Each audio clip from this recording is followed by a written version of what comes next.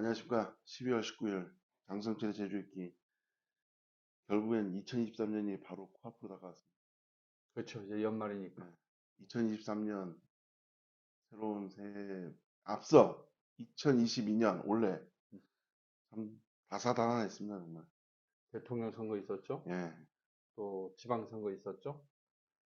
뭐, 여러 가지 또 사회적 이슈들이 계속 터졌고, 특히 코로나가 일정 정도 이게 거치면서 관광객들도 많이 오고, 지역 경제가 좀 활성화되는 그런 조짐이 있긴 한데, 아직은 어렵지만, 도민들의 삶이 좀 평안해졌으면 좋겠다. 그런 기대를 늘 또 바람을 갖고 있습니다. 코로나 같은 경우는 이제 아예 토착병으로 오는 것 같아요. 지금 굉장히 많이 늘고 있거든요. 늘었는데 뭐 도민들이 그에 대한 예. 경각심이나 위기가 초창기에 우리가 음, 가졌던 그거하고는 또 차원이 다른 것 같고, 이제 위드 코로나, 진짜 음, 코로나와 함께, 독감과 함께, 음. 이런 식으로 접근하는 게 오히려 합리적이지 않은가, 그런 공감대는 뭐 상당히 많이 만들어진 것 같습니다. 오히려 제가 아시는 분 중에 좀 고지식한 뭐 나중에 말씀드리겠지만 모 기자님 뭐 분은 혼자 자기 말들 갖고 자가격리를 하고 있습니다. 요즘 보니까 이 코로나 걸리신 분들 막 활동도 하시고 마스크 쓰고 있지만 음, 그런 경우가 많다고 얘기 들리더라고요. 그래서 경각심이 많이 사라졌구나라는 생각이 들긴 하는데 뭐 지금 얘기 보니까 뭐 실내 마스크까지 벗자는 정부에서 그 논의도 있다고. 예, 국민의힘 지도부에서 공식적으로 당론으로 정해가지고 예. 실내 마스크 착용 의무화 해제하자, 음, 이런 걸 정부에 긴급 건의했다고 하니까 또 정부에서 어떤 조치가 나올지 지켜보면 될 것 같습니다. 예. 하여튼 서두는 이런 식으로 마무리하고요. 네. 참 처음 예, 장서철의 제주있기 초반 처음부터 참 씁쓸한 얘기를 좀 해야 될 것 같은데 예. 뭐 오영훈 지사님 뭐 본인이 직접적으로 뭐 그렇게 한 건 아니라고 보는데 군사 정권에서나 가능한 언론 탄압, 그 기자들의 동향 파악 이런 걸 그래서 깜짝 놀랐거든요. 예. 기자들 기자협회에서도 성명서 발표하고 이렇게 했는데 네. 우리 장 위원장님께서도 논평을 발표하셨습니다. 예. 좀 모르시는 도민들께 좀 상세하게 설명 좀 해주시죠. 어제는 국민의힘 음, 제주도당에서 취재 동향 보고 체계 구축 운영에 관련돼서 이게 언론 탄압이다, 이런 논평을 냈고, 또 언론계에서 이 비공식적으로 이렇게 확인한 바에 따르면 상당히 감정들이 안 좋고, 네, 또 실제 도청에 근무하시는 분들하고 이렇게 비공식적으로 전화를 해보면 일하기가 너무 불편하다, 예, 그런 얘기를 하시는 걸 보고, 또 그 구축 체계 운영에 관련된 그 이미 밖으로 알려진 그 공문이 있잖아요. 내부 공문. 예, 그 서류를 자세히 보니까 이건 있을 수 없는 일을 했다. 음, 다시 말하면 기자들의 취재 동향을 사전에 파악하겠다.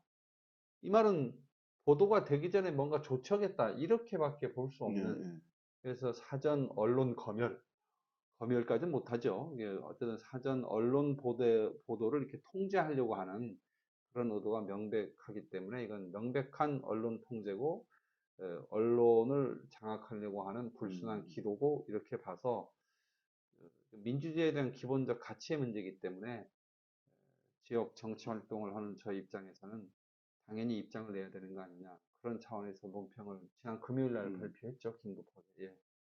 이번에 그 논평에서 네. 그 위원장님께서 언론 통제라고 정의를 딱 하셨는데, 예. 예, 그 이유는 그, 뭐죠? 그 부분이 이제 대부분 부각이 잘 안 되던데요. 네, 이게 취재 동향이라고 하는 걸 보고하라고 그렇게 문서에 써 있어요. 취재 동향이라고 하는 것은 잘 생각해 보면 언론 보도의 모든 거거든요. 음, 동향이 가는 쪽으로 언론이 가기 때문에 이거는 사전에 혹은 사후에 또 그 과정에 얽힌 모든 거를 도정이 파악을 해서 대응을 하겠다, 이런 취지의 문자이기 때문에 이 부분이 언론 통제가 아니면 뭐냐, 음, 이게 언론 장악 기도가 아니면 뭐냐, 이런 질문을 제가 오영훈 도정에게 반문을 던지면서 제 논평을 썼던 겁니다. 저희도 그 여기서 잠깐 살을 붙인다면 도청에 관련해 갖고 여러 가지 그 취재 사항 네, 질 그 문의할 게 있어 갖고 네, 통화를 하면 없어요. 과장, 국장, 담당 주무관까지. 아, 그래서 메모를 남겨달라고 3번씩이나 했는데도 연락이 안 돼요. 그 이 보고체계 구축 운영 이 지시가 내려간 이 전하고 그 후하고 이후가 틀리죠. 예. 반응이 많이 다르다. 예. 저도 그게 충분히 예. 이해가 됐던 게 실무부서나 그 담당 업무부서에서는 이런 지시 공문이 내부 공문이 도지사의 어떤 지시 사항이다 이렇게 받아버리면 음, 취재에 응해야 될지 취재에 답을 해야 될지 음, 판단을 자기가 스스로 할 수가 없어요. 권한이 이미 도지사 혹은 도지사 직속의 부서에서 가져가 버린 거기 예. 때문에 권한을 위임받지 못한 상태에서 답변을 할 수 없다. 그건 사실은 언론 보도의 문제도 되지만 정책이 앞으로 갈지 말지를 음, 결정을 혐오부서에서 전혀 할 수 없는 예. 그러다 보니까 결론은 도정이 그 동맥경화에 걸릴 수 있을 것이다. 예.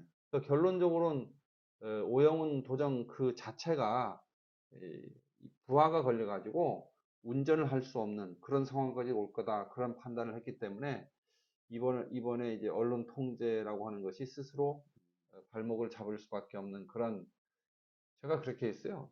민주주의에 대한 음, 무지. 음. 이건 민주주의를 생각을 하면 할 수가 없는 그런 행태다. 그런 용어까지 써서 제가 논평을 좀 거칠게 공격하는 그런 흐름으로 썼던 겁니다. 특히 이게 도청에만 네, 국한됐으면 상관이 없을 건데 행정시, 네, 그다음 산하기관, 네, 공공기관까지 네. 다 보고라 너무 심각하다고 생각하거든요. 그래서 제가 그 논평에다가 이건 제왕적 도지사를 넘어서서 음, 제황적 도지사가 되려고 하는 거냐. 음, 그래도 지난 한 특별자치 출범한 이후에 행정시 기능을 강화하자. 많은 부분 도민들이 거기에 공감했었던 것이고 출자 출연 기관은요 경영상의 독립적 경영을 해야 돼요. 음, 그래야 뭘 할 수 있어요. 나중에 평가를 할 수 있어요. 근데 이건 도지사가 직접 경영하는 거잖아요. 이렇게 되놓으면. 언론 보도를 언론 보도 취재에 국한해서 생각하면 안 되는 것이요. 그 언론 보도에 대한 대응에 따라서는 그 경영이나 이런 것들이 앞으로 갈 수도 있고 뒤로 후퇴할 수도 있고 도청의 협업부서도 마찬가지죠. 정책을 추진할 수도 있고 뒤로 후퇴할 수도 있는 그런 문제이기 때문에 그걸 어떻게 소통정책관실에서 다 도지사의 업무 지시 방향을 받으면서 전부 다 지시하고 통제할 수 있겠느냐. 음. 현실적으로 불가능한 일을 했고 그러기 때문에 행정시나 공공기관에서까지 취재 동향을 보고하라고 한 거는 이거는 아무리 봐도 무리수였고 오영훈 도정이 최고로 실수한 것이다. 이건 빨리 시정하고 폐기하고 도민에게 사과해야 된다. 그런 말까지 제가 했던 겁니다. 예. 그래서 일요일 날 제주도청 출입기자단에서 네, 오영훈 도정이 이번 언론 통제 네, 관련 그 지침에 대해서 강력히 비판하는 성명을 냈고요. 네, 저도 봤습니다. 예. 그래서 그 다음날 송영 기자 모임이 아니죠. 기자 간담회죠. 기자 간담회에서 오영훈 지사께서 상당히 많이 준비해 온 것 같더라고요. 예, 그래서 그 했는데 오늘 제일 먼저 질문이 이거였습니다. 네, 이거에 대해서 그러니까 언론 통제 관련 지침에 네, 대해서 지지가 떨어지자 마치 준비했다듯이 충분의 오해가 있어 보였다. 예, 그리고 현장에서 기자들로부터 에, 도청 공직자들하고 통화하기 상당히 불편했다. 뭐 그런 식으로 말씀하면서 그래서 오늘 아침 간부회의에서 이번 공문 시행 내부 공문 시행 관련해서 바로 잡을 것을 얘기했고 그렇게 시행했다. 네, 조치를 했다고 얘기하는데 네. 어떻게 보십니까? 그 시행을 하려면요, 음, 공식적인 문서를 만들어서 음, 실무부서에 도지사 명의의 지시 공문이 내려가야 됩니다. 음, 그래야 이제 명확한 문건이 있고 그 문건에 의해서 실무부서가 이제 업무를 펼칠 수 있는 건데 거기에 그 오해의 소지가 있었다 뭐 이런 정도로 언급하는 게 과연 적절하냐? 이거 음. 오해의 수준이 아니고요. 그렇죠. 이건 오해한 게 아니고 명확하게 이거는 언론 통제라고 하는 게 명백하고 또 하나는 이 언론 자유라고 하는 거하고 도정 행정 권력하고는 같이 가야 되는데 이건 행정 권력을 남용해서 언론 자유의 근본적 가치를 침해한 그런 행위이기 때문에 오해라고 하는 단어 수준으로는 전 그 이번 문제에 대해서 해명하는 것이나 혹은 또 조치 개선하겠다 그랬어요. 개선하는 게 아니에요. 이거는 공식적으로 보고 대응 체계 구축 운영이라고 하는 이 지시를 공식적으로 폐기해야 맞는 거예요. 폐기하겠다. 이건 오해가 아니라 어, 잘못했다. 응? 그래서 이거는 실행하겠다. 이렇게 얘기했어야 전 정확한 게 아닌가 그렇게 봅니다. 오영훈 지사께서는 오늘 기자간담회에서 유감 표명, 네, 사과 없었습니다. 단 한 그거는 번도 없습니다. 그거는 이제 언론 기자분들이 어떻게 이제 받아들이실지 모르지만 저는 언론이라고 하는 것은 그 도지사가 도민을 만나는 창구고 사실은 언론 보도가 도민 여론, 도민 소통의 그 거의 뭐 8, 90%를 차지하잖아요. 네. 그렇기 때문에 언론에 대해서 사과하는 그런 개념보다는 이번 건은 대도민 사고를 해야 된다. 왜냐하면 그렇죠. 민주주의에 대한 부정을 한 것이기 때문에 저의 업무적 과오로 인해서 혹은 잘못된 판단으로 인해서 잠시나마 도민 여러분들의 민주적 기본권, 언론 자유를 통해서 도민의 알 권리까지 이렇게 침해되는 그런 상황을 만든 거에 대해서 진심으로 반성하고 사과드린다. 이렇게 얘기했어야 맞는 거죠. 예, 그러니까 우리한테, 그러니까 언론한테 미안하다가 아니고 그러죠. 예, 예, 예. 네, 언론은 행정기관을 견제하고 그렇죠. 도민들을 귀하고 눈이 되는 네, 기관이기 때문에 네. 우리한테 미안하다 할 게 아니고 도민들한테 미안하다 해야죠. 그 대도민 음, 사과를 제가 논평에서 요구한 거죠. 요거 그래서 안 들어주네요.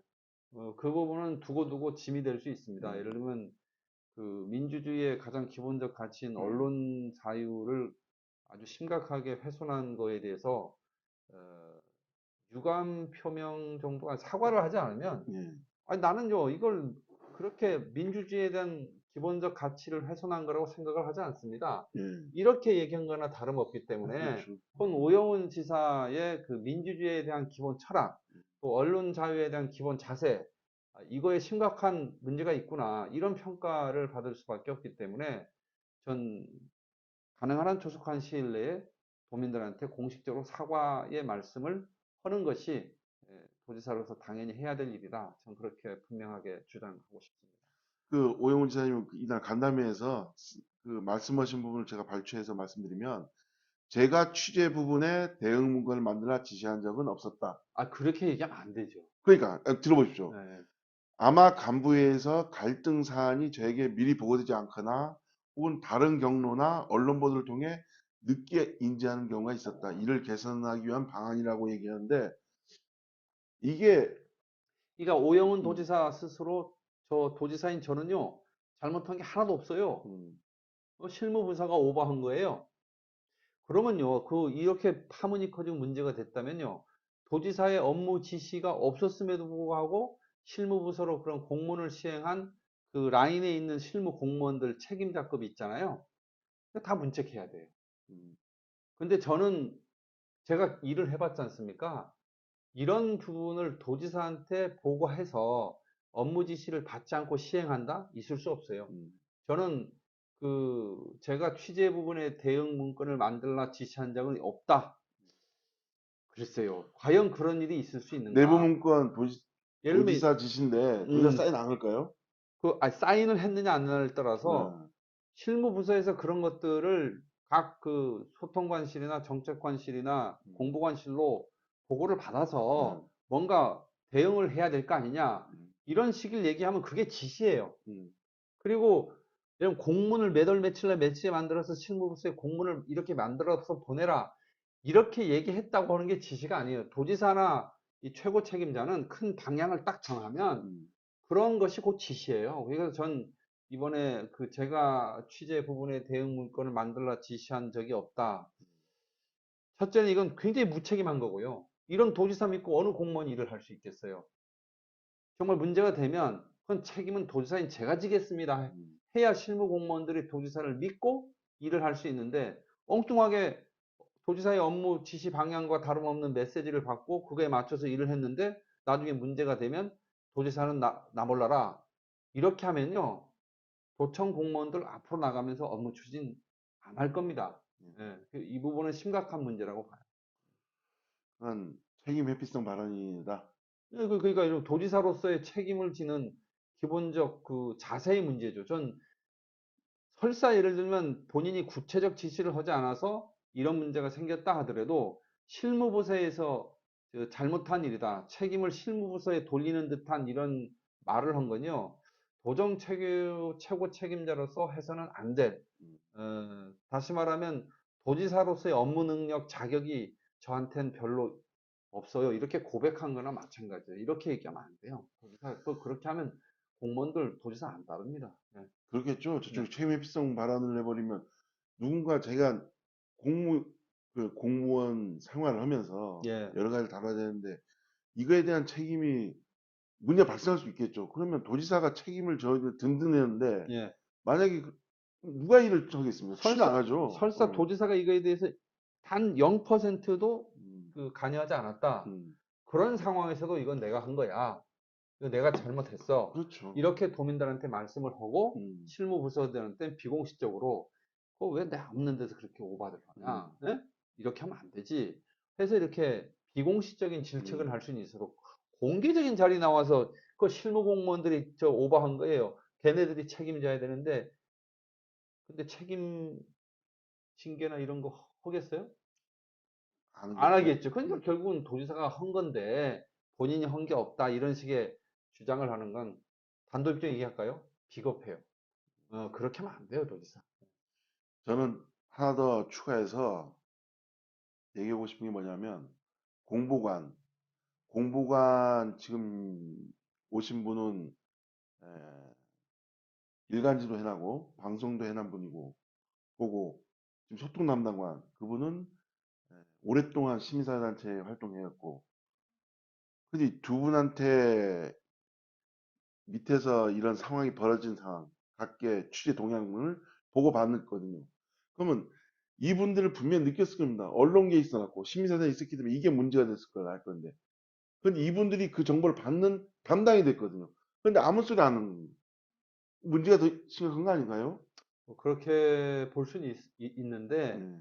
뭐 어떤 경력의 소유자가 거기에 있느냐 하는 관점에서 보기 시작하면 음, 비판의 수준이나 강도나 이제 방향이 이제 바뀔 수도 있는 거거든요. 음, 이거는 그게 뭐 공무원 출신이든 음, 시민단체 출신이든 언론인 출신이든 이건 기본적인 거예요. 음, 언론 자유에 대해서 언론의 취재 활동에 제약을 가하는 일을 행정은 해서는 안 된다. 음, 지금 그 시민단체나 언론계 출신 아닌 일반 행정직 공무원들도요, 그 정도 충분히 알아요. 음. 결국은 그래서 이 문제가 왜 생겼느냐? 시민단체 출신이, 언론인 출신이 그런 실무 라인에 있어서 생긴 게 아니고요. 도지사의 정치적 동기나 욕심이 이 화를 부른 거예요. 저는 그렇게 봐요. 그 말은 아닙니다. 이 말 하면 좀 음, 멀 것 음, 같아갖고 여기서 음. 뭐 하여튼 뭐 개선하겠다니까 어떻게 개선됐는지 한번 여쭈 개선이라는 용어도 안 맞고요. 폐지 폐기하겠다. 예? 음. 폐기하겠다. 정확하게 지시를 해야죠. 그 개선이라고 했거든요. 조치를 취하겠다 그럼 이 했는데 지침을 뭐 수정 보완해서 쓰겠다는 겁니까? 그 말도 안 되는 거죠. 하여튼 향후 이거 제가 취재를 지속적으로 해볼 거고 예. 뭐 폐지 저쪽 폐지하고 새롭게 근데 새롭게 자체도 웃기잖아요.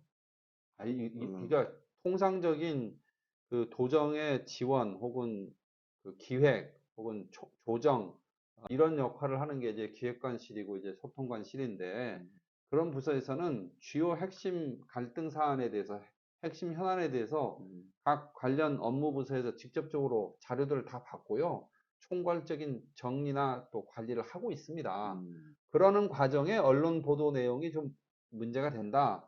그러면 그때그때 이렇게 대응을 협업부서와 업무부서와 또 지원부서가 합쳐서 도지사의 업무 지시나 혹은 도정 운영의 방향에 맞게 해가면 되는 거죠. 이걸 특별히 막 호들갑 떨면서 즉시 보고하라, 즉시 보고하라. 그러니까 이렇게 되면 누구든지 일을 할 수가 없습니다.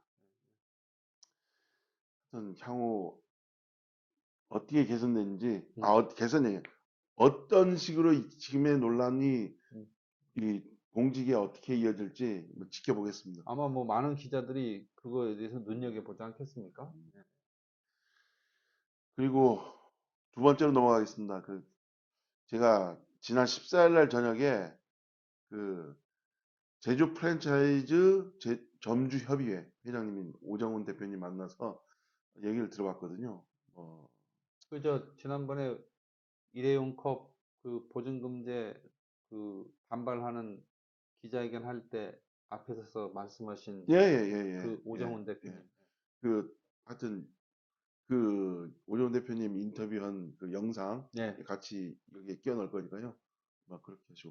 그 근데 영상 저 다 봤어요. 아, 예. 보셨습니까? 역시 제주도 현안에 대해서 아니, 꼼꼼히 왜냐하면 챙기시고, 그분들이 얘기하는 어떤 정책적인 그 의견이나 이런 것들이 어떤지를 알아야 이 소통을 하면서 함께 음, 이렇게 대안을 만들 수 있지 않겠습니까? 독자 여러분들도 그 영상 한번 보시고 네, 우리 내용 한번 비교해 보면 네, 충분히 이해될 겁니다. 오정훈 대표님 내용을 보면서 네. 뭐 영상 분명히 그, 봤다고 하시니까 말씀드렸는데 오, 오 대표님께서는 왜 제주고 왜 세종인가 하면서 울분을 토했거든요. 그 전반적으로 평가를 하면 음, 오정훈 대표 인터뷰 내용을 보니까요. 이 일회용 컵 300원 보증금 제도의 어떤 그 문제, 시행에 따른 문제점, 또 향후 우리가 가져가야 될 어떤 대안의 방향, 이런 거에 대해서 상당히 고민을 많이 예, 하셨더라고요. 첫째로 왜 제주냐, 왜 세종이냐 하면서 하는 거에 관련돼서 오 대표가 그 근거를 하나도 제시하지 못하고 있다, 그렇죠. 환경부가. 예, 저 그 얘기를 보고요. 맞아요. 예를 들면 제주와 왜 세종만 해야 되는지에 대해서 아무런 그 논리적 근거, 정책적 근거를 환경부가 제대로 제시하지 못하고 있다. 그렇기 때문에 이거 사실은 우리가 정통성이라고 하는 차원에서 보면 일회용컵 보증금제 그 도입의 정통성 자체가 여기서부터 부딪힌 음, 거예요. 왜 제주에 있는 소형 프랜차이즈 저가 커피 전문점 매장들이 이 제도 시행에 따른 피해를 일방적으로 뒤집어 써야 음, 되느냐. 그 말 한 거 아니겠어요? 그래서 전 오 대표께서 왜 제주냐, 왜 세종이냐, 이거에 대해서 이제 환경부가 아무런 근거를 제시하지 못하고 있다라고 비판한 건 좀 공감이 가고, 그런데 왜 세종인가 하는 거에 대해서 저희가 생각하지 못한 부분을 얘기했더라고요. 뭐냐면 세종에 가면 공무원이 많잖아요. 공무원이 많으니까 이 제도 시행에 따른 어쨌든 협조적인 분위기가 되지 않을까 그런 음. 기대를 갖고 세종을 한 공무원 것이고, 도시니까. 그런 걸 지적한 걸 보고 오 대표께서 되게 고민을 많이 예, 하신다 그런 생각이 들었어요. 열심히 하시더라고요. 예. 예.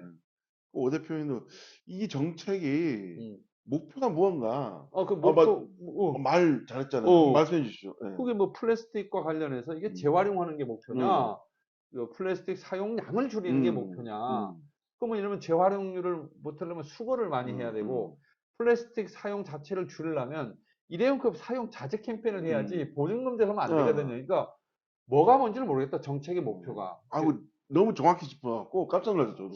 그래서 저- 기자들보다 낫네, 라는 생각이 들어. 정책학 공부하신 분도 아닌데 말이죠. 하여튼 예, 제가 깜짝 놀랐어요. 그래서 음. 그거에 대해서 저도 다시 한번 이렇게 들여다볼 그럴 기회가 됐습니다. 아마 이 지금 사안이 몸의 피부로 느끼기 때문에 그게 간절해야 돼. 자기 문제거든요. 예, 예. 생존의 문제고.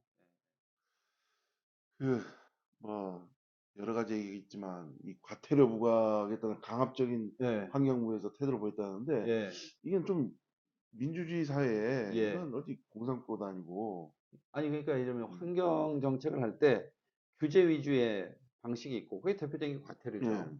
어떤 경우에 형사처벌도 있어요. 예. 예를 들면 뭐, 축산 폐수를 함부로 막 음. 숨거리 같은 데 버리면 고발하고 아, 형사처벌 해야죠. 그럼요. 그 부분은, 그러니까 이런 방식이 하나 있고, 그게 아니라 인센티브를 줘서 정확하게 그 보상 시스템을 적용해 가지고 음, 자연스럽게 이제 유도하는 방법이 있는데, 그 오 대표께서 과태료 부과 방식으로는 이거는 좀 강압적인 거 아니냐. 음, 그 말은 뭐냐면 강압적인 방식으로는 이 이 제도의 시행해서 우리가 얻고자 하는 정책적 효과를 제대로 얻을 수가 없다. 오히려 제도 시행에 걸림돌이 될 수도 있다. 뭐 그런 의미를 갖고 하신 말씀인데, 제가 늘 이 프로그램을 통해서 환경 정책 중에서 특히 이런 그 폐자원을 재활용하는 문제나 재사용하는 문제, 자원순환 정책과 관련해서는 규제나 감독 위주보다는 보상과 인센티브 방식이 훨씬 유용하다. 그래서 저는 과태료 부과하는 방식보다는 그 컵을 경제적 보상을 통해서 매입하는, 그렇게 해서 이렇게 매립을 하거나 소각을 하거나 이런 관리에 따른 여러 가지 비용 대신에 그 경제적으로 보상을 해서 매입을 해버리는 것이 훨씬 더 나은 방안이 아니냐, 그런 얘기를 예전에 했었죠. 현금 음, 매입제, 그런 음. 얘기를 했었습니다. 그 말미에 예. 인터뷰 말미에 오정훈 대표가 한 얘기가 원점 재검토를 하면서 멈출 수 있는 여유를 가져야 되지 않겠냐. 아, 멋진 말을 했어요. 아니 네, 뭐 이 워딩이 네, 되게 합리적이고 네, 정부에서 좀 네, 귀담아 들어야 될 얘기인데, 네, 원점 재검토라고 하는 말은 이제 저도 네. 했었죠. 이 프로그램을 했는데, 왜냐하면 이게 규제 방식이나 처벌 방식으로는 쉽지 않다. 그렇죠. 그 경제적 보상 시스템을 도입하려면 방향을 근본적으로 바꿔야 되잖아요. 그러면 그런 차원에서 이 원점 재검토를 하고 이 정책 보증금제 도입의 타당성도 다시 한번 점검해보는 그럴 정도의 어떤 여유를 가져야 되는데, 사실 여기에 걸림돌이 있어요. 환경운동연합이, 녹색연합, 음, 시민단체들이요, 환경 보전을 위한 여러 가지 법과 제도를 만들어서 시행을 요구하면서 가능하면 이게 처벌이나 감독이나 이게 그런 규제 방식의 도입을 의외로 많이 응원을 해요. 아, 환경단체에서. 그렇죠. 그러니까 지금도 그 과태료 부과하고 또 왜 이 이런 보증금제 제도 자체가 인센티브 방식은 아니거든요. 예를 음, 들면 사람들이 300원 냈다가 다시 돌려받으러 가야 되는데, 음, 경제적으로 300원을 냈는데 다시 가서 가져오는 300원을 받는 돈이 시간적으로 또 거리에 따라서는 1,000원, 2,000원 들면 누가 받으러 가겠어요. 그렇죠. 그러니까 경제적 인센티브 방식이 아니라 이건 일종의 약간 그 규제 방식인데, 이런 방식을 근본적으로 어, 재설정해야 된다. 예, 그런 걸 염두에 두고 원점 재검토 주장을 하신 것이다. 전 그렇게 받아들였습니다. 그 여기 그 제가 뭐 오 대표하고 얘기했는데 그 환경부에서 예, 교차 문제에 대해서 뭐 전혀 다 교차 문제 다 해결됐다고 얘기했는데 막상 현장에서는 교차 그러니까 A 매장에서 B 매장의 컵을 갖다 줘갖고 돈 받지 못한다고. 그래서 어쩔 수 없이 A 매장에서 구매한 컵은 다시 A 매장으로 갖다 줘야 된다. 근데 거리가 멀게 되면 버리죠. 예, 그냥 버려버리죠. 버리죠. 음. 교차 문제 해결이 안 돼서 황인범 참 잘못된 얘기를 하고 있어요 지금. 저도 이 장성철의 제주인께서 계속 얘기를 하는데요. 이게 일회용 컵 300원 보증금 제도를 시행을 하면 문제점이 한두 개가 아니에요. 구비해야 될 조건이 너무 많고요. 그러다 보니까 실제로 정책 추진 비용이 상당히 높아집니다. 그래서 그 아까 뭐 교차 반환의 문제부터 시작해서 또 종이컵의 재질 단일 규격화 문제까지 사전적으로 해결해야 될 문제가 너무 많기 때문에 전 이런 식의 그 시행은 전 좀 무리다. 그거보다는 좀 더 좀 시장 논리에 따라서 사람들한테 보상이나 경제적 이익을 제공하는 그런 방식으로 전환해야 된다 하는 얘기를 계속 일관되게 하고 있는 겁니다. 그 오정훈 대표 뭐 인터뷰를 했지만 오히려 저보다 더 말 잘하더라고요. 어떻게 보셨습니까? 전반적인 평가는. 저는 그 말을 잘한다라는 아니, 표현도 물론 느낌이 예, 그것도 되지만 고민을 참 많이 예, 하셨다. 예. 그리고 지적하는 지점 하나하나가 귀담아 들어야 될 내용 아니냐. 이게 사실 이게 윤석열 정부에서 하는 환경 정책이냐, 문재인 정부에서 하는 거냐, 이런 관점이 아니고요. 이거 어쨌든 문재인 정부 때 2020년대부터 이제 20년도부터 환경운동연합이나 이런 시민단체들이 강하게 밀어붙여서 제도 시행을 준비했다가 연기하고 연기한 거예요.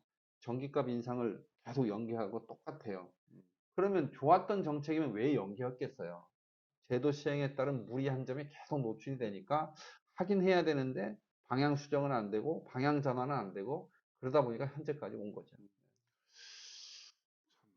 그 오정훈 대표님하고 그 한 몇 시간 전에 네, 통화를 했는데 연말까지는 지켜보고 네, 연초부터 이제 워낙 소규모 점포다 보니까 예, 힘든 의미에도 불구하고 더 이상 물러서지 않겠다는 음, 의지를 표하더라고요. 예, 그래서 아마 내년에 이분들이 밖에 나와서 할 때 예, 제가 그 오늘도 그 얘기를 했습니다만은 그 저 오영훈 지사님 기획간담회 때도 제가 일회용법 관련해 갖고 지사님한테 말씀드렸습니다.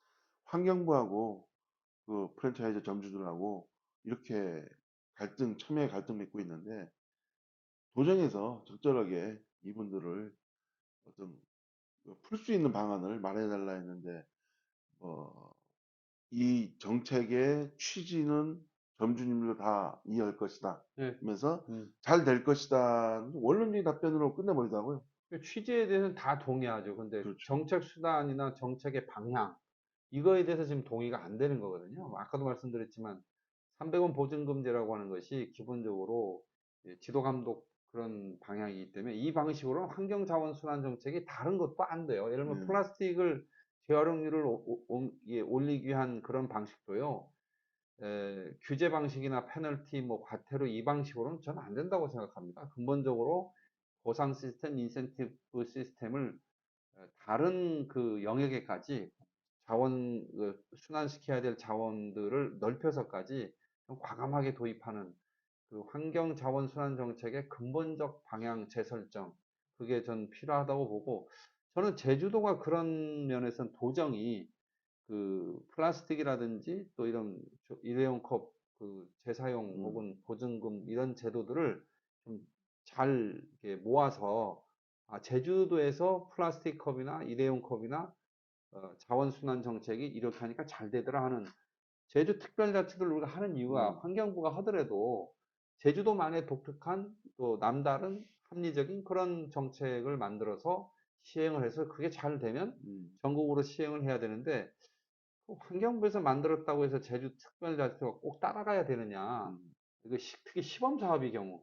전 이런 부분은 제주도가 좀 더 창의적인 자세로 전 나서는 것이 맞지 않겠나 그렇게 네, 생각합니다. 네. 저도 마찬가지로 주도적으로 네. 환경부하고 점주하면 점주도 제주도뿐이거든요. 예, 예. 근데 환경부가 이런 식으로 하면 오히려 점주들 대변해 갖고 예. 환경부하고 오면서 조율을 해줘야 되는데 환경부에서 한 거기 때문에 당신들 알아서 하십시오. 취지 좋은 거 아니냐? 우린 잘 되기를 기원하겠습니다. 옆에서 박수? 아까 이건 그 아니잖아요. 오영훈 도지사가 그런 답변을 한 메시지를 이렇게 접해 보면 그 현재 이 제도 시행에 따른 그 점주들의 피해 그런 거에 대해서 조금도 공감을 하지 못하고 네, 있다. 그런 것 그 같아요. 어떤 네, 경우에는 사실 도지사가 오정훈 대표, 뭐 그런 커피숍이라든지 또 이 제도 시행에 따라서 참여하고 있는 업주들이라든지 그런 데를 한번 찾아서 얘기도 좀 들어보고 담당 부서 공무원들한테 이게 보고만 받고 그럴 게 아니라 네. 본인이 직접 현장에서 느끼고 체험하고 그렇게 해서 정책의 방향을 좀 더 고민하는 그런 자세로 임하시는 게 맞지 않느냐. 오영훈 도지사한테 조언을 드립니다. 그래서 마지막 뭐 말씀드린 건 오영훈을 민선 8기 네. 탄생하면서 오영훈 지사께서 그 적극적으로 소통에 임하겠다 했는데 네. 지금 산적하냐 제2공항부터 시작해갖고 뭐 월정리 뭐 좀 이따 월정리 다루겠지만 월정리를 비롯해갖고 이런 제 일회용품 뭐 이런 사안 현장에서 만나기도 힘들었고 그거 현장에서 이분들이 도청에서 만나려면 못 빼요. 아, 근데 다른 행사장에서는 많이 보이시고 그러니까 이게 그 소통 그 행정이라는 것이 현장을 자주 다니는 것도 중요하고요. 근데 기본적으로 뭐 제주 제2공항이라든지 뭐 동부하수처리장이라든지 일회용컵 보증금제라든지 이런 갈등 현안들은 행정을 하다 보면 늘 있지 않습니까? 어느 시기에 도정이든 그게 다 있는데 중요한 건 그 현안에 대한 정책의 목표를 분명히 하고 합리적인 정책 수단들을 잘 동원을 해서 문제 해결의 어떤 실마리가 풀리는 방향으로 나갈 수 있느냐. 그게 굉장히 중요한데 지금 일회용 컵 그 보증금제와 관련해서는 일방적으로 환경부의 설명만 듣는 것 네. 같다. 오영훈 도정의 좀 창의적인 환경자원순환 정책 그런 게 필요한 게 아닌가. 그 부분에서는요. 제주환경운동연합도 반성을 해야 돼요. 환경운동연합 중앙에서 이걸 그 지지하고 추진해야 된다는 입장을 계속 내고 있는데, 그거에 대해서 제주 지역의 어떤 커피 프랜차이즈 점주들의 입장에서 환경운동연합도 도정에만 이렇게 책임을 넘길 게 아니라 본인들이 제안하고 추진하자고 막 목소리를 높였잖아요. 그러면 지금의 단계에서 어떤 대안을 내놓든지, 아니면 기존의 자기네 주장이 옳으니까 점주들을 설득하든지 어떤 행동을 하셔야 되는데, 이 문제가 되니까 어느 날 갑자기 제주환경운동연합은 없어요. 뉴스에서 사라져 버렸어요. 저는 좀 책임성의 측면에서 보면 바람직한 모습은 아니다, 그렇게 말씀드리고 싶습니다. 예. 이 부분에서는 뭐 계속 다룰 거니까요. 예, 예. 아까쯤에 세 번째입니다. 예, 아까쯤에 다뤘던 그 월정리 문제인데, 예, 예, 원래 오늘 크게 우리 기자들 상당히 걱정했거든요. 예, 예, 예, 오늘 시공사가 공사 강행하겠다는 의지를 표했고, 예, 이걸 몸으로라도 막겠다고 월정리 주민분들 예. 이렇게 얘기를 했는데, 다행히도 크게 부딪힘은 없었고, 어쨌든 이런 상황, 소강 상태로 들어갔는데, 오늘 그 오영훈 지사와의 그 기자간담회에서도 이게 나왔고요. 동부화처리장 증설 문제 예. 어떻게 할 거냐. 근데 그 지사님께서는 제 귀를 의심할 뿐인데 공사는 불가피하다. 이렇게 말할 게 아닌 것 같은데 뭐 지금 이런 앞에 뭐 증설 과정 이런 거 있었는데 공사는 불가피하다이기보다 공사는 상당히 뭐 이런 식으로 하는데 뭐 의견을 주문을 해갖고 어쨌든 이걸 해결할 수 있는 방안 마련이 필요하다 이런 식으로 했는데 공사는 불가피하다. 제가 단어만는데 그 앞에는 분명히 증설 관련해 갖고 여러 가지 발생이나 이런 거에 대해서 말씀하셨습니다. 그런데 예, 증설은 불가피하다라는 얘기 월정리에서 상당히 불쾌한 말을 표하더라고요. 음. 예, 이거에 대해서 좀 말씀해 주시죠. 어쨌든 기존의 그 동바수 처리장 1만 2천 톤 현재 시설 용량을 2만 4천 톤으로 증설하는 공사를 하겠다. 이 방침을 분명히 밝힌 건데, 저는 그 월정리 한번 가봤잖아요. 예, 그리고 월정리 주민들이 이렇게 대응하는 걸 보면 기본적으로 마을 주민의 절대 다수가 반대를 하는 거예요, 현재. 근데 사실은 바로 자기네 사는 마을이거든, 거기 가보면. 그렇죠. 마을 안에 절대 다수의 주민들이 반대하는 것을 아무리 뭐 가처분 신청이 인용됐다고 하더라도, 또 공사방해 행위를 다시 하게 되면 또 일종의 벌금 같은 걸 계속적으로, 위약금이 아니죠. 뭐라 그러죠. 하여튼 그런 돈을 계속 내는 상황이 발생할 수도 있는데, 글쎄요, 이게 민주노총 노동조합의 불법 파업에 대해서 손해배상 소송 청구를 했을 때는 그 국민들의 어떤 공감대나 이런 부분들이 있을 수는 있지만, 월정리 주민들이 공사방해를 했다고 해서 그거에 대해서 그 법적으로 그 손해를 보는 거에 대해서 그 청구를 해서 돈을 받아간다. 과연 가능하겠느냐. 저는 그 집행하는 측에서도 부담이고요. 또 주민들도 그거를 제대로 두려워하지 않을 것 같아요. 그래서 지금은 월정리 주민도 또 제주 도정도 공감할 수 있는 최대 공약수가 뭐냐, 이걸 찾아야 되는데, 제가 지난번에 그 이 자리에서 말씀을 드렸지만 월정리 주민들은 현재 뭘 요구하고 있냐 하면, 용천동굴 하류 지역의 세계 자연유산 등재 추진을 요구하고 있어요. 오영훈 도지사가 후보 시절에 용천동굴 하류 지역 세계 자연유산 등재 추진하겠다고 또 공약을 했어요. 그러면 현재 그 추진이 할 수 있는 것인지 타당한 것인지에 대한 점검을 먼저 해야 되는데, 그걸 하려면 타당성 연구 용역 검토, 타당성 검토 연구 용역이 우선 아니냐, 전문 기관에.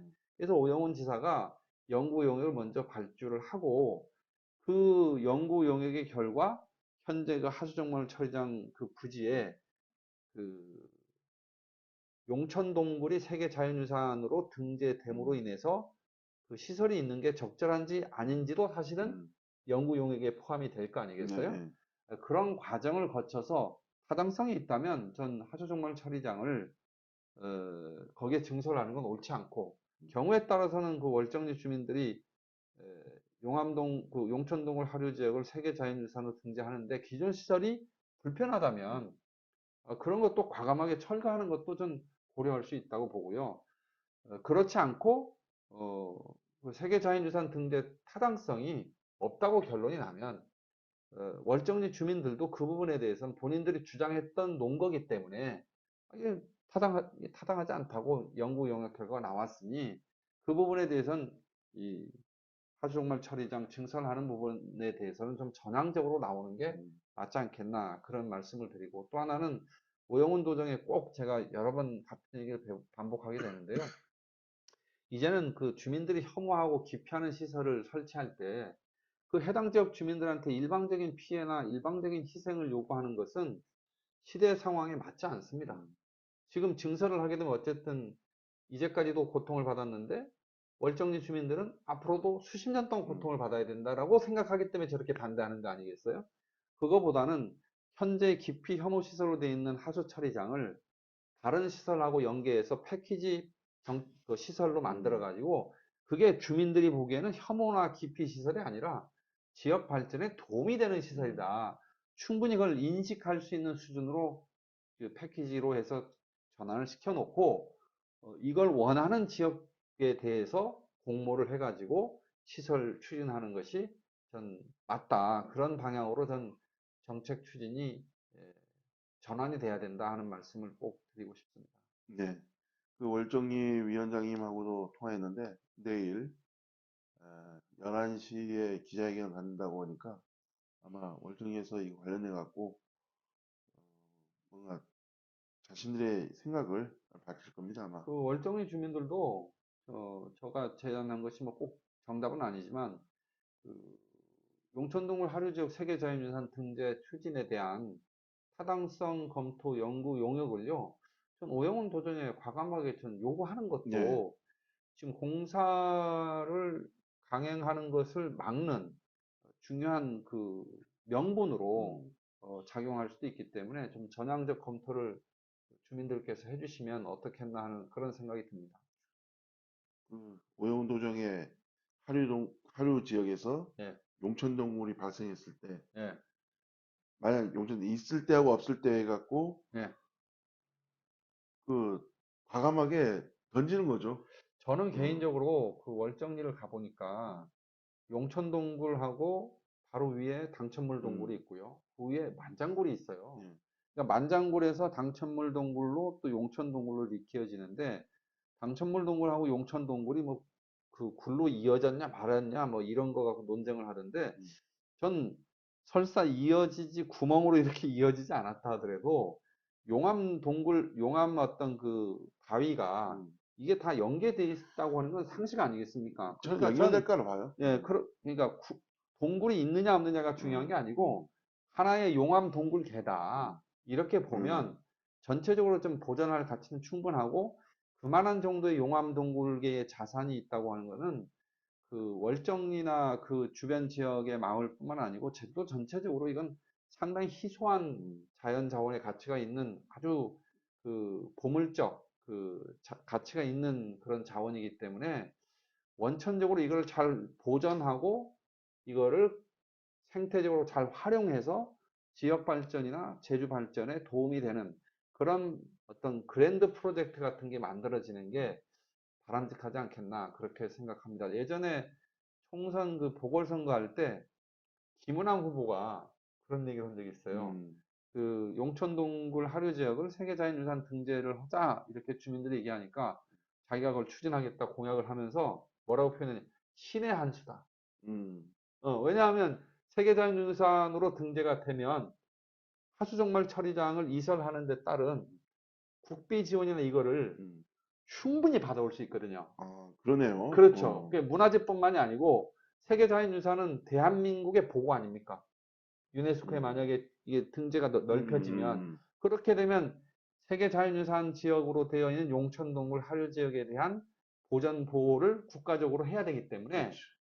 그에 관련돼서 현재 하수종말 처리 시설이 불편하다, 음, 장애가 된다. 그럼 이거에 대한 이전이나 혹은 이거를 또 하는 그런 관련해서 중앙정부의 국비 지원을 할 수 있는 아주 명분이 정책적 생긴다. 명분이 되거든요. 음, 그래서 저는 연구 용역 검토를 할 때 제주도에 있는 뭐 제주연구원이나 이런 데 맡길 게 아니라 중앙에 있는 전문 연구기관에 공정하고 객관적인 음, 그런 연구기관에 전 연구 용역을 맡기는 게 맞다고 생각을 합니다. 예. 참, 이 문제는 내일, 하여간, 내일 기자회견 보고, 네.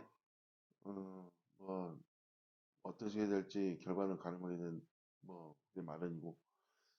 아까쯤에 김은남 의원이 진짜 그런 말을 했었습니까? 신의 한 수라 그랬어요. 그래. 저는 그래서 참 정확한 표현이다. 음, 제가 이제 월정리 이 동바수 처리장 관련해서 자료들을 쭉 봐왔잖아요. 지난 10월 달에 이제 월정리 한번 갔다 오고 그러면서 나름대로 고민하는 건데 개인적으로는 음, 월정리 용천동굴 하류 지역하고 담천물 동굴하고 만장굴 이거를 어떻게 잘 해서 뭔가 좀 프로젝트를 만들면 환경 보전 또 그를 활용한 어떤 생태 관광 또 그와 관련된 어떤 지역 발전 인프라 같은 것들을 잘 구비하면 저걸로 먹고 살 수 있다는 그런 생각이 가끔 들더라고요. 음.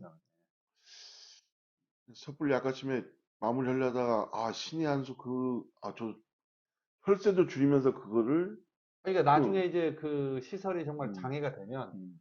그와 관련된 뭔가 이렇게 그렇죠. 정책, 새롭게, 예, 새로운 선료. 그런 거 할 때 환경부나 음, 이런 데서, 환경부에서 같이 협력하시는 음, 전문 연구기관에서 이게 타당하다고 결론을 음, 내려서 음, 이걸 이렇게 하니 이거에 대한 정책적 지원을 해달라.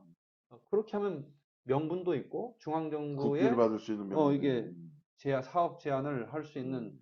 충분한 근거 확보가 되지 않겠습니까? 그리고 또 하나의 제주도의 큰 문화재가 생기는 거고. 사실은 가면 가서 봤는데 음. 당천물 동굴 위에 만장굴이 있다는 것까지 사람들이 잘 몰라요.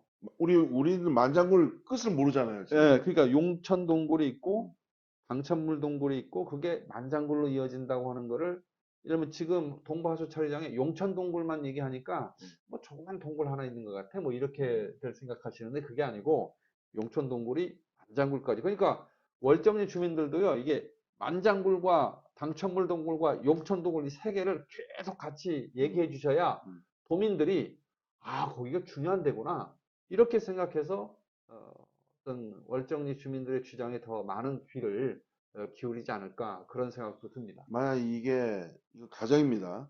만약 이게 사실이면은, 세계 최장의 용천 동굴이지 않을까 생각했는데. 아까도 말씀드렸지만 이게 음, 동굴로 이렇게 이어졌느냐 마냐는 음, 전 부차적인 거라고 봐요. 이미 용천 동굴이 있고 음, 당천물 동굴이 있고 만장굴이 있기 때문에 이건 용암 생태계상 서로 연계되어 있는 거예요.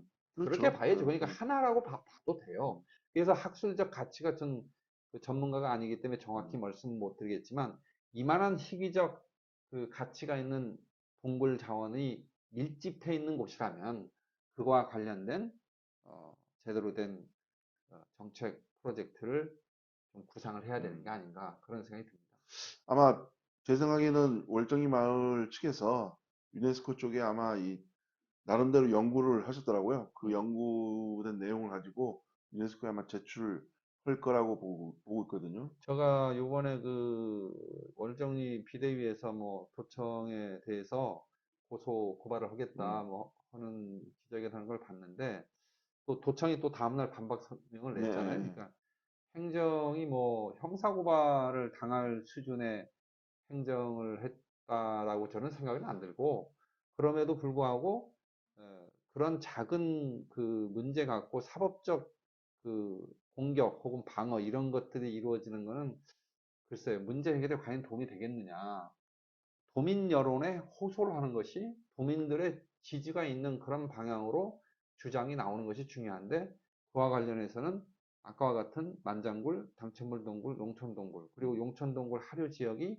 이 세계자연유산 지역에 포함될 수 있느냐 없느냐 그게 타당하냐 타당하지 않느냐 음, 이런 쪽에 초점을 맞추면 도민들이 굉장히 관심을 갖고 지켜볼 거고 하수종말 처리장 문제가 될 수 있다 하는 공감대만 음, 만들어지고 객관적이고 구체적인 근거가 자료가 제시가 되면 전문 연구기관에 의해서 어떤 정책 변경의 가능성이 열릴 수 있다. 그런 음, 생각을 갖고 있습니다. 네.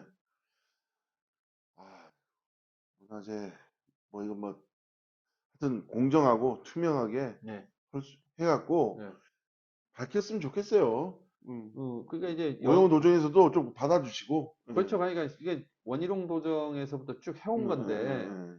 그 틀에서 지금 못 빠져나오는 거잖아요. 근데 저는 오영훈 도정이 지난 6개월 동안 이건 정책 전환의 어떤 가능성을 열어놓고 음, 과감하게 했어야 되는데 시간이 좀 지났지만 뭐또 이런 정책이라고 하는 게 뭐 시효가 있는 건 음, 아니니까 충분히 한번 검토해 볼 만하고 가장 중요한 것은 그 월정리 주민들이 얘기하는 것 중에 합리적으로 얘기하는 게 있다라고 제가 드는 거는 세계자연유산 등재 추진 주장이에요. 음, 음. 근데 그 주장이 객관적 구체적 근거가 있는 주장인지에 대해서는 우리가 판단하기 어렵죠. 그래서 용역이 필요한 거죠. 그 용역이 필요한 거고. 그 다음에 용천동굴이 그 문화재보호법상 문화재로 지정이 돼 있어요.